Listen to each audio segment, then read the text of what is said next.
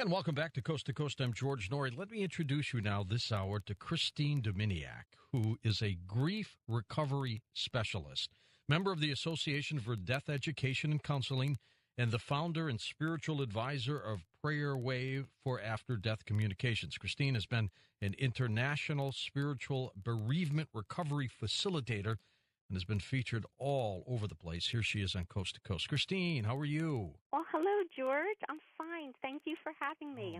It's an honor to get to talk to you. What is a certified grief recovery specialist? It is someone who just does not address the emotional side of grief. There's a spiritual part of us that needs to be addressed also.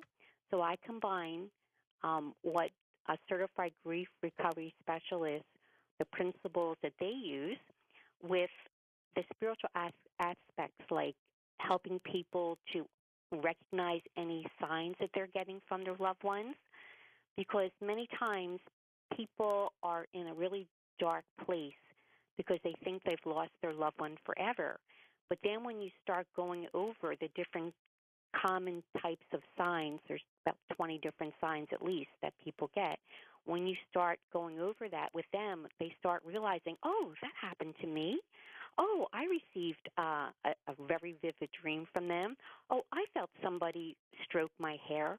When people start to realize that their loved ones are coming around and that they're still a part of their lives and that they can still see and hear them, it really turns the grieving process around to such joy for them, because they realize they haven't lost that person to a dark hole or black hole somewhere. And that means so much to everyone who loves the person who's passed on. Christine, you've devoted some time in Heaven Talks to Children about children and their afterlife contacts and messages. Right. Did something happen? Did you witness something in order to write this? Well, I am not a psychic or a medium, but picture this. Okay. You're lying in bed, and your in-laws visit you one night, and then you realize they've been dead for a number of years. What are they doing here? So this life-altering event, which happened to me in 1998, got me on a spiritual path that I never expected to be on, because I really wasn't interested in after-death communications. But this got me on this path, and I started to notice that those who received afterlife signs were doing so much better than people who weren't getting the signs and were desperate to get one. So that's when I formed my Prayer Wave for After-Death Communication group. So we would pray for people to get those signs, I really believed in the power of group prayer to God, and that was really paying off. People were getting signs from the prayers, and it led me to write a book about the 20 common signs that people get. And while I was collecting the stories, I started to notice that children were like little mediums. They were different than adults. Like adults would get more subtle signs, like coins being left for them, or music, or hearing. Perfume, actually, like I'm sorry, what were you saying? Or the smell of perfume of their loved ones. Yes, exactly. But children were actually seeing and hearing and talking to the spirits, whereas adults did not have that capability usually. But it was a very common phenomenon for the stories that were coming through. So it was so fascinating to me, because in many cases the children did not even know that relative, because the relative had died before the child was born. So there was no way for them to know the name, because the name was never even brought up in the family, for instance.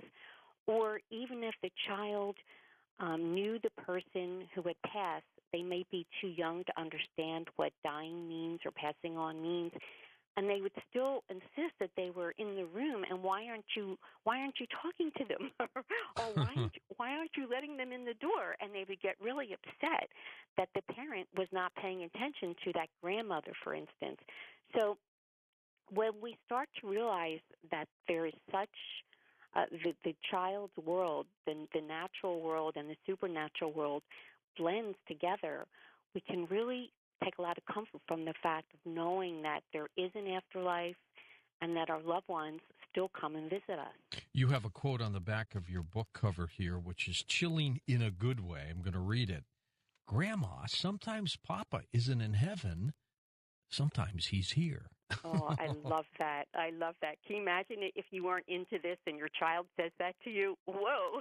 I've heard stories where little children who never met their grandparents who have passed on describe to their mother or father, hey, I just saw Papa, because they'd hear them talk about him once in a while. I just saw him, and they would describe what he looks like, and they perhaps never even had seen a picture of him. Right, exactly. I have stories like that in my book. It's truly amazing. And some of the children talk about, they'll point to a picture of a grandparent, for instance, and they'll say, oh, I know, I met him. We used to play together before I was born. And there was a period of time where that grandfather, for instance, had passed over and the child was not born yet. And so the child could describe what the grandparent was wearing, and the child would describe the favorite shirt or color that the grandparent was known for wearing, but yet the child had not seen any photographs of that grandparent wearing that particular shirt or dress or whatever. So, which is a very validating experience, too, to realize that they were both in heaven at the same time. And the child would talk about, well, I was waiting to be born. When the child sleeps and dreams and they see the dearly departed one in the dream state, are they afraid or do they feel pretty good about it? Any child that is not being frightened by what they're seeing gets a lot of comfort out of it. But when you're in your dream state, you are open to all types of spirits visiting. So children can have scary dreams, but it's not because it's the comforting relative or loved one that's visiting them. It's just someone from the dark side. And children have a lot of problems like this because they can see things in their rooms that adults cannot see. So one of the things that I talk about in my book is how to protect a child from that happening, how to empower a child from scary spirits. Are you convinced that there are good and bad spirits? I'm convinced that there are good spirits and that there are demons.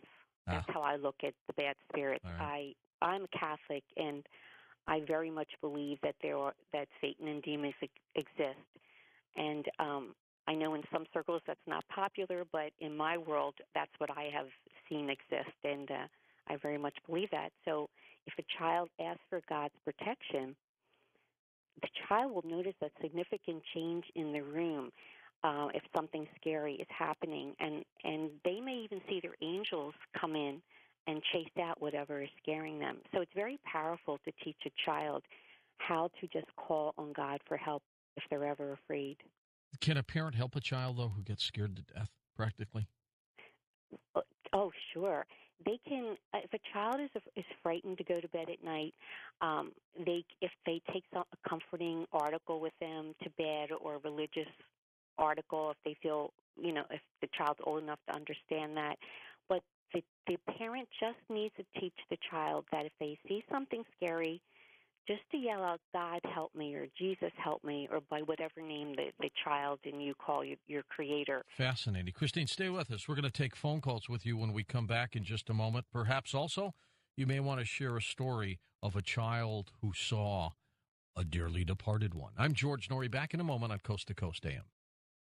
Well, next hour, we're going to Alberta, Canada. Jim Maroney joins us with an incredible story of disclosure in his investigation. So we'll be doing that next hour. When we come back, Christine Duminiak will take your phone calls as we talk about Heaven Talks to Children right here on Coast to Coast AM. And we're with Christine Duminiak. Christine, why do you think children tend to have a better ability to communicate with spirits than adults? I believe it's because they're so innocent and pure.